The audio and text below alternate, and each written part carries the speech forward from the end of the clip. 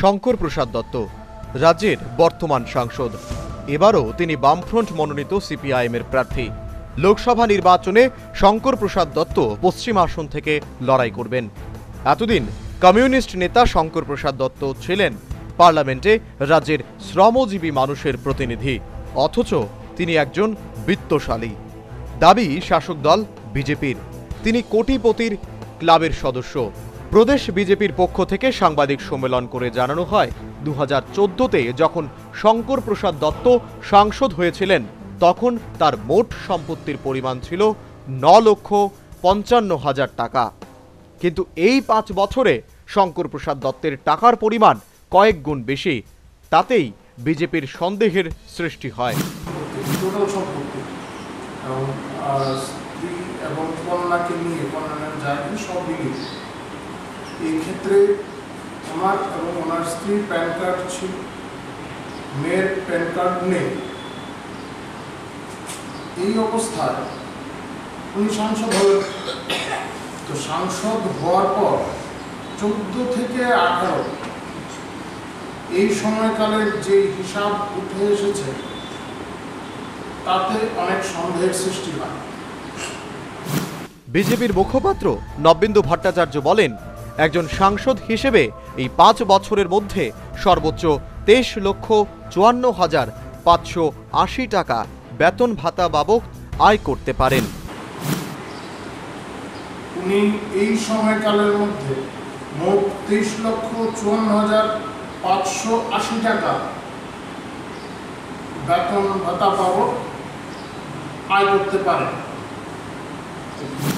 BJP নেতৃত্ব তথ্য দিয়ে বলেন, 2017 সালের জুন মাসে সাংসদ শঙ্কর প্রসাদ দত্ত এসবিআই অ্যাকাউন্টে 2 বার 8 লক্ষ টাকা করে রাখেন। পরের বছর জুন মাসে ইউকো ব্যাংকে জমা করেন 12 লক্ষ টাকা। কিন্তু 2017 সালের জুন মাসে উনি এসবিআইতে 2 বার টাকা জমা দিয়েছেন 8 লক্ষ টাকা করে। পরের বছর ইউকো ব্যাংকে 12 লক্ষ টাকা জুন মাসে জমা দিয়েছেন। 19শে ফেব্রুয়ারি থেকে উনি আবার ঢালাও হারে টাকা জমাতে শুরু করেন। এই ক্ষেত্রে পরিস্থিতিটা অবশ্যই আলাদা ছিল।